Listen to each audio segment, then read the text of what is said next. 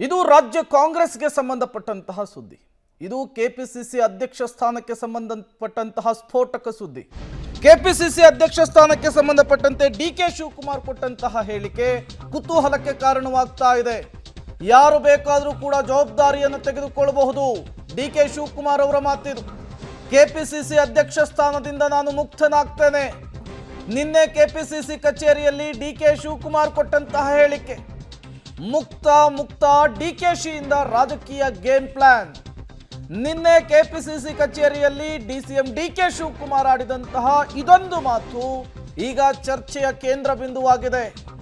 ಯಾವುದೇ ಕಾರಣಕ್ಕೂ ಕೆಪಿಸಿಸಿ ಅಧ್ಯಕ್ಷ ಸ್ಥಾನವನ್ನ ಬಿಟ್ಟುಕೊಡಲ್ಲ ಅನ್ನುವಂತಹ ವಿಚಾರದಲ್ಲಿ ನಡೆಯನ್ನಿಡ್ತದ್ದಂತಹ ಡಿಸಿಎಂ ಡಿಕೆ ಶಿವಕುಮಾರ್ ಇದ್ದಕ್ಕಿದ್ದ ಹಾಗೆ ಕೆಪಿಸಿಸಿ ಕಚೇರಿಯಲ್ಲಿ ಈ ರೀತಿಯ ವಿಚಾರವನ್ನ ಪ್ರಸ್ತಾಪಿಸಿದ್ಯಾಕೆ? ಇದರ ಹಿಂದಿರುವಂತಹ ಲೆಕ್ಕಾಚಾರ ಏನು? ಅಷ್ಟಕ್ಕೂ ನಿನ್ನೆ ಕೆಪಿಸಿಸಿ ಪದಾಧಿಕಾರಿಗಳ ಸಭೆಯಲ್ಲಿ ಆಗಿದ್ದೇನು? ಜಿಲ್ಲಾ ಮಟ್ಟದಲ್ಲೂ ಕೂಡ ಎರಡೆರಡು ಹುದ್ದೆಯ ನಿರ್ವಹಣೆಯ ಬಗ್ಗೆ ಪ್ರಸ್ತಾಪ ಆಗಿದೆ. ಕೆಪಿಸಿಸಿ ಪದಾಧಿಕಾರಿಯೊಬ್ಬರಿಂದ 2 ಹುದ್ದೆಗಳ ಬಗ್ಗೆ ಪ್ರಸ್ತಾಪ ಆಗಿರುವಂತಹದ್ದು. ಆಗ ಅಲ್ಲಿಯೇ ಇದ್ದಂತಹ ಡಿಕೆಶಿ ತಕ್ಷಣಕ್ಕೆ ರಿಯಾಕ್ಟ್ ಮಾಡಿ ಅಚ್ಚರಿ ಮೂಡಿಸಿದ್ದಾರೆ. ಅಷ್ಟಕ್ಕೂ ನಿನ್ನೆ ಕೆಪಿಸಿಸಿ ಪದಾಧಿಕಾರಿಗಳ ಕಚೇರಿಯಲ್ಲಿ ಕೆಪಿಸಿಸಿ ಅಧ್ಯಕ್ಷರ ಬದಲಾವಣೆಯ ವಿಚಾರಕ್ಕೆ ಸಂಬಂಧಪಟ್ಟಂತೆ ಚರ್ಚೆ ಆಗಿದೆ. ಸ್ವತಃ ಡಿಸಿಎಂ ಡಿಕೆ ಶಿವಕುಮಾರ್ ಅವರೇ ತಮ್ಮ ಅಧ್ಯಕ್ಷ ಪಟ್ಟವನ್ನ ತ್ಯಾಗ ಮಾಡುವಂತಹ ವಿಚಾರಕ್ಕೆ ಸಂಬಂಧಪಟ್ಟಂತೆ ಮಾತನಾಡಿದ್ದಾರೆ. ಹಾಗಾದ್ರೆ ಡಿಸಿಎಂ ಡಿಕೆ ಶಿವಕುಮಾರ್ ಅವರ ಈ ನಡೆ, ಡಿಸಿಎಂ ಡಿಕೆ ಶಿವಕುಮಾರ್ ಅವರ ಈ ಹೇಳಿಕೆ ಈಗ ನಾನಾ ರೀತಿಯ ಲೆಕ್ಕಾಚಾರಕ್ಕೂ ಕೂಡ ಕಾರಣವಾಗ್ತಾ ಇದೆ. ರಾಜಸ್ಥಾನದಲ್ಲಿ ಒಂದು ಅಲಿಖಿತ ನಿಯಮಕ್ಕೆ ಕಾಂಗ್ರೆಸ್ ಬಂದಿತ್ತು, ಒಬ್ಬ ವ್ಯಕ್ತಿಗೆ 1 ಹುದ್ದೆ ಎನ್ನುವಂಥದ್ದು. ಬಟ್ ಡಿಸಿಎಂ ಡಿಕೆ ಶಿವಕುಮಾರ್ ನಿಟ್ಟಿನಲ್ಲಿ ಆ ಕೆಲಸ ಯಾಕೆ ಆಗ್ತಿಲ್ಲ ಅಂಥೇಳಿ ಸ್ವತಃ ಪಕ್ಷದೊಳಗಿದ್ದಂತಹ ಕಾಂಗ್ರೆಸ್ ನಾಯಕರುಗಳೇ ಪ್ರಶ್ನೆ ಮಾಡ್ತಾ ಇದ್ರು. ಕೆಪಿಸಿಸಿ ಅಧ್ಯಕ್ಷರ ಬದಲಾವಣೆ ಆಗಬೇಕು ಅಂಥೇಳಿ ಪಟ್ಟನ್ನು ಹಿಡಿದಿದ್ರು. ಇದೇ ವಿಚಾರಕ್ಕೆ ವರಿಷ್ಠರನ್ನ ಹಲವು ಬಾರಿ ಭೇಟಿ ಮಾಡಿ ಇದನ್ನು ನೆನಪಿಸುವಂತಹ ಕೆಲಸ ಮಾಡಿದ್ರು. ಶತಾಯ ಗತಾಯ ಕೆಪಿಸಿಸಿ ಅಧ್ಯಕ್ಷ ಸ್ಥಾನವನ್ನ ಬಿಟ್ಟುಕೊಡಲ್ಲ ಅನ್ನುವ ರೀತಿಯಲ್ಲಿದ್ದಂತಹ ಡಿಕೆ ಶಿವಕುಮಾರ್ ವರ್ತನೆ ಇದ್ದಕ್ಕಿದ್ದ ಹಾಗೆ ಚೇಂಜ್ ಆಗಿದ್ಯಾಕೆ? ಡಿಸಿಎಂ ಡಿಕೆ ಶಿವಕುಮಾರೇ ಅಧ್ಯಕ್ಷ ಸ್ಥಾನದ ತ್ಯಾಗದ ಮಾತುಗಳನ್ನಾಡಿರುವಂಥದ್ದು ಸಹಜವಾಗಿಯೇ ಕುತೂಹಲ ಕಾರಣವಾಗ್ತಾ ಇದೆ. ಅವರೇ ಆಡಿರುವಂತಹ ಈ ಹೇಳಿಕೆ ಕುತೂಹಲ ಕಾರಣವಾಗ್ತಾ ಇದೆ. ನೋಡ್ರಪ್ಪ, ಸಮಯ ಸಂದರ್ಭ ಹೆಂಗಿರುತ್ತೆ ಅಂತ ಹೇಳೋದಕ್ಕಾಗಲ್ಲ. ಖರ್ಗೆ ಸಾಹೇಬ್ರು ಎಐಸಿಸಿ ಅಧ್ಯಕ್ಷರು, ರಾಜ್ಯಸಭೆಯ ವಿರೋಧ ಪಕ್ಷದ ನಾಯಕರು ಆಗಿದ್ದಾರೆ. ನಾನು ಕೆಪಿಸಿಸಿ ಅಧ್ಯಕ್ಷ, ಡಿಸಿಎಂ 2 ಖಾತೆ ಕೂಡ ನಿರ್ವಹಿಸ್ತಾ ಇದ್ದೇನೆ. ನಾನು ಕೆಪಿಸಿಸಿ ಅಧ್ಯಕ್ಷ ಸ್ಥಾನದಿಂದ ಮುಕ್ತನಾಗ್ತೇನೆ ಕಾಯಿರಿ ಅಂತ ಹೇಳಿದ್ದಾರೆ. 100 ಕಾಂಗ್ರೆಸ್ ಕಚೇರಿಗಳ ಶಂಕುಸ್ಥಾಪನೆಯ ಬಳಿಕ ಮುಕ್ತನಾಗ್ತೇನೆ. ಬೇರೆ ಅವರು ಕೆಪಿಸಿಸಿ ಅಧ್ಯಕ್ಷ ಸ್ಥಾನದ ಜವಾಬ್ದಾರಿಯನ್ನ ವಹಿಸಿಕೊಳ್ಳಿ. ಡಿಕೆಶಿಯ ಆಂತರಿಕ ಹೇಳಿಕೆಯ ಬಗ್ಗೆ ಕಾಂಗ್ರೆಸ್ನಲ್ಲಿ ಈಗ ಬಿಸಿ ಬಿಸಿ ಚರ್ಚೆ ಆಗ್ತಾ ಇದೆ. ಹಾಗಾದ್ರೆ ಪವರ್ ಶೇರ್ ಗೇಮ್ ಚಾಲು ಮಾಡಿಬಿಟ್ರ ಡಿಸಿಎಂ ಡಿಕೆ ಶಿವಕುಮಾರ್ ಅನ್ನುವಂತಹ ಪ್ರಶ್ನೆ ಸಹಜವಾಗಿಯೇ ಮುನ್ನೆಲೆಗೆ ಬರ್ತಾ ಇದೆ. ಸಮಯ ಸಂದರ್ಭ ಹೆಂಗಾಗುತ್ತೆ ನಮ್ಮ ಪಾರ್ಟಿಯಲ್ಲಿ ಅಂಥೇಳಿ ಎಕ್ಸ್ಪ್ಲೇನ್ ಮಾಡುವಂತಹ ಕೆಲಸವನ್ನ ಡಿಸಿಎಂ ಡಿಕೆ ಶಿವಕುಮಾರ್ ಅವರು ಮಾಡಿದ್ದಾರೆ. ಹಾಗಾದ್ರೆ ಡಿಸಿಎಂ ಡಿಕೆ ಶಿವಕುಮಾರ್ ಕೆಪಿಸಿಸಿ ಅಧ್ಯಕ್ಷ ಪಟ್ಟವನ್ನ ತ್ಯಾಗ ಮಾಡುವ ಮೂಲಕ, ಆ ಮಾತುಗಳನ್ನಾಡುವ ಮೂಲಕ ಪವರ್ ಶೇರ್ ಗೇಮ್ ಅನ್ನ ಅಧಿಕೃತವಾಗಿ ಚಾಲು ಮಾಡಲಿಕ್ಕೆ ಪ್ಲಾನ್ ಮಾಡಿಕೊಂಡ್ರಾ ಅನ್ನುವಂತಹ ಪ್ರಶ್ನೆ ಮುನ್ನೆಲೆಗೆ ಬರ್ತಾ ಇದೆ.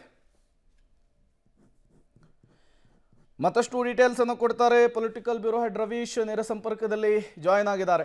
ರವೀಶ್, ಮೊನ್ನೆವರೆಗೂ ಕೂಡ ಈ ಕೆಪಿಸಿಸಿ ಅಧ್ಯಕ್ಷರ ಬದಲಾವಣೆಯ ವಿಚಾರಕ್ಕೆ ರಾಜ್ಯ ಕಾಂಗ್ರೆಸ್ನಲ್ಲಿ ಸಾಕಷ್ಟು ಬೆಳವಣಿಗೆಗಳಾಗಿವೆ.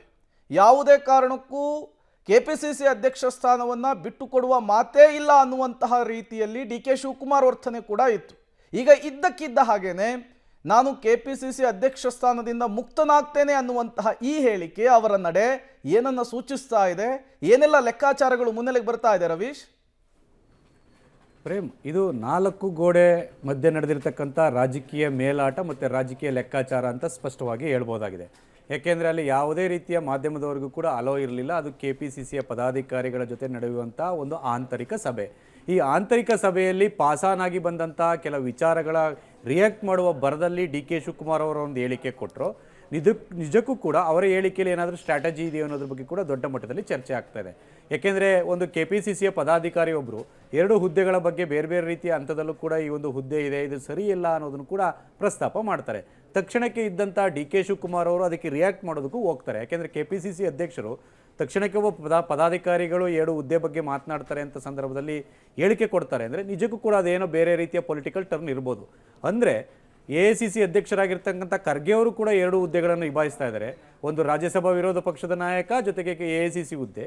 ಅದರಂತೆ ನಾನು ಕೂಡ ಕಾಂಗ್ರೆಸ್ನಲ್ಲಿ KPCC ಹುದ್ದೆ ಮತ್ತು DCM ಮತ್ತು 2 ಖಾತೆಗಳನ್ನು ಕೂಡ ನಿರ್ವಹಿಸ್ತಾ ಇದ್ದೇನೆ. ಹಾಗಾಗಿ ಪಾರ್ಟಿಯಲ್ಲಿ ಕೆಲವೊಂದು ಸಾರಿ ಈ ರೀತಿ ಪರಿಸ್ಥಿತಿ ನಿರ್ಮಾಣ ಆಗುತ್ತೆ, ಹಾಗಾಗಿ ಅದಕ್ಕೆ ಹೊಂದ್ಕೊಂಡು ಹೋಗಬೇಕಾಗತ್ತೆ. ನಾನು ಕೂಡ ರೆಡಿ ಇದ್ದೇನೆ, KPCC ಅಧ್ಯಕ್ಷ ಸ್ಥಾನದಿಂದ ಮುಕ್ತನಾಗ್ತೇನೆ.